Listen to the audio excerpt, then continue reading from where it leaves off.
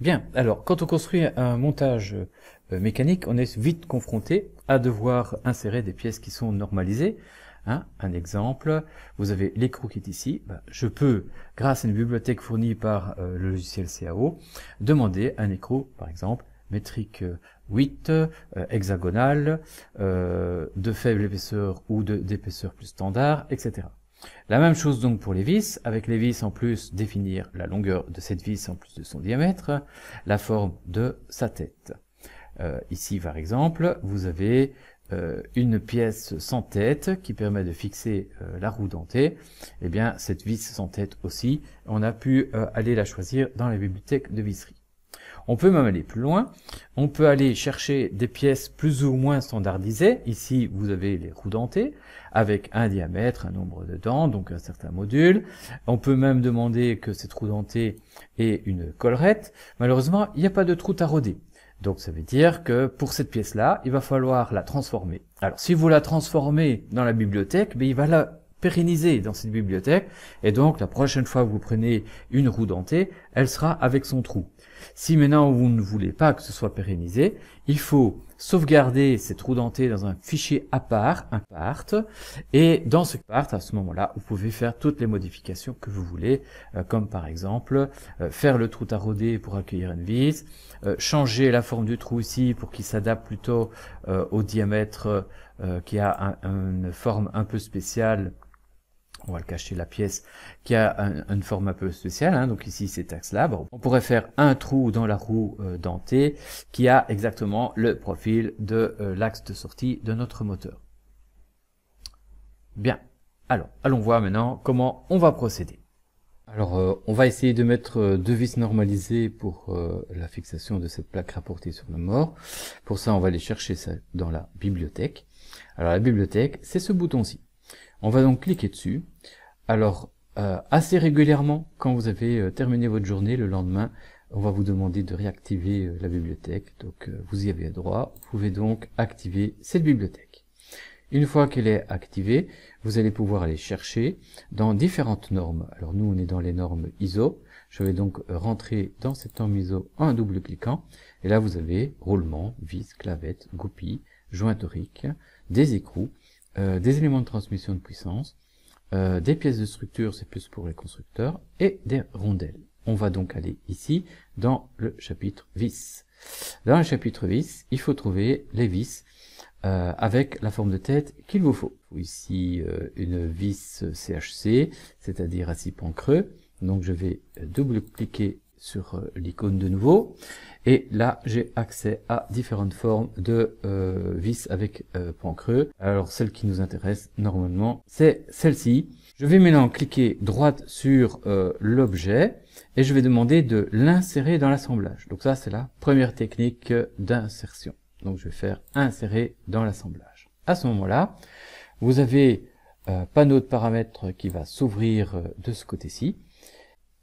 Je vais prendre donc le métrique qu'il me faut, un métrique 4, définir la longueur qu'il me faut, par exemple ici je vais prendre du 12, la longueur de filetage éventuellement, normalement tout ça est normalisé, voilà.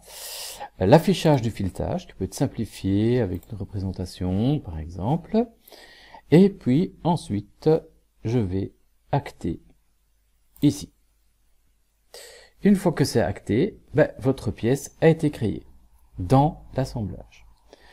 Ici donc, il n'y a pas de pièce à part.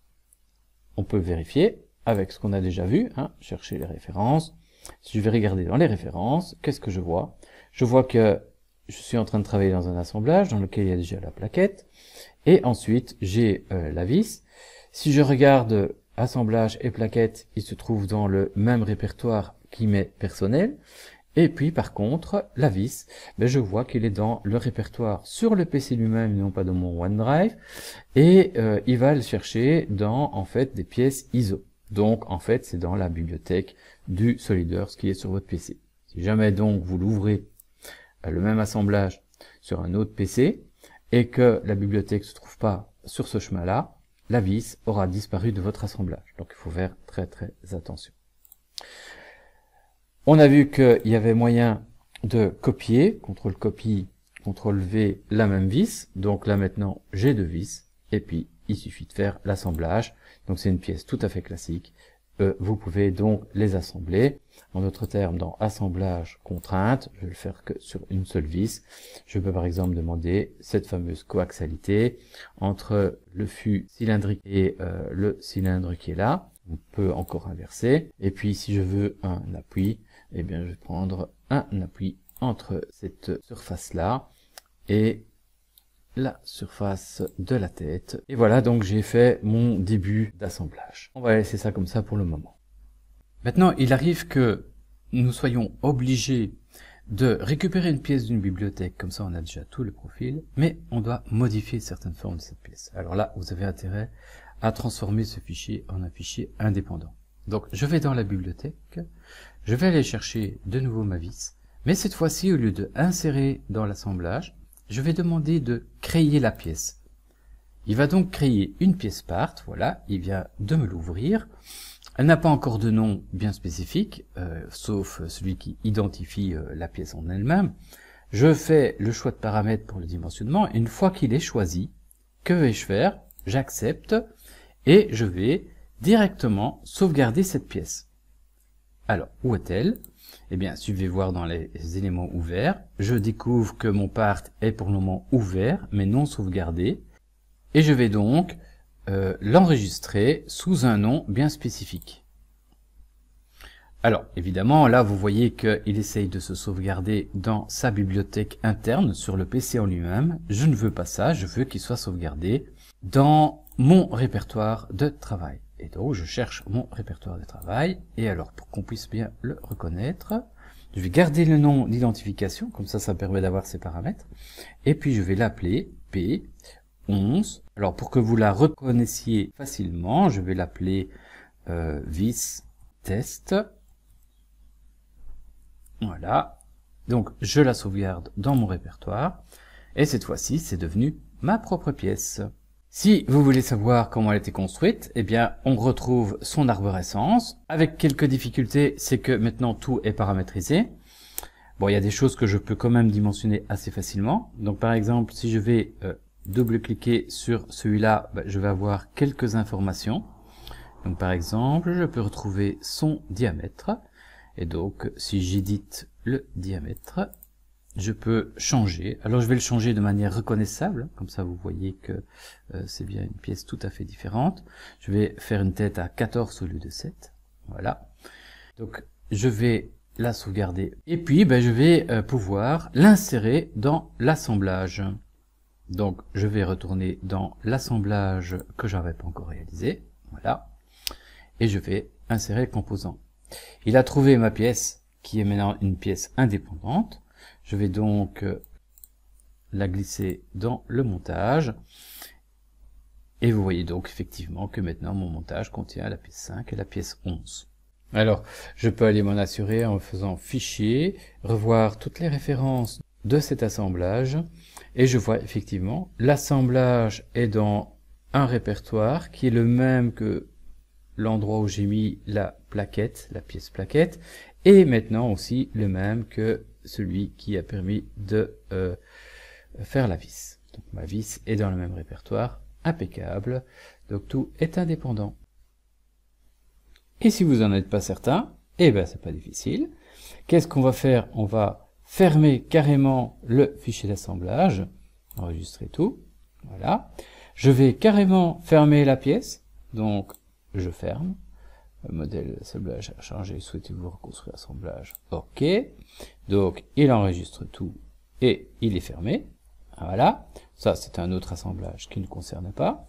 Je vais ensuite aller réouvrir ces assemblages. Donc, je vais aller ouvrir simplement la vis dans un premier temps. Donc, je vais aller dans le répertoire où il y a ma vis. Voilà. Je l'avais appelée P1 vis test. Je la prends. Je l'ouvre. Je vois effectivement qu'elle est là. Pour m'assurer que c'est bien elle qui est dans l'assemblage, je vais aller modifier quelque chose sur cette vis. Par exemple, une longueur. Voilà, je vais mettre le double, 24. J'acte. Je sauvegarde. suis obligé de le reconstruire, mais il adapte la longueur. Voilà qui est fait.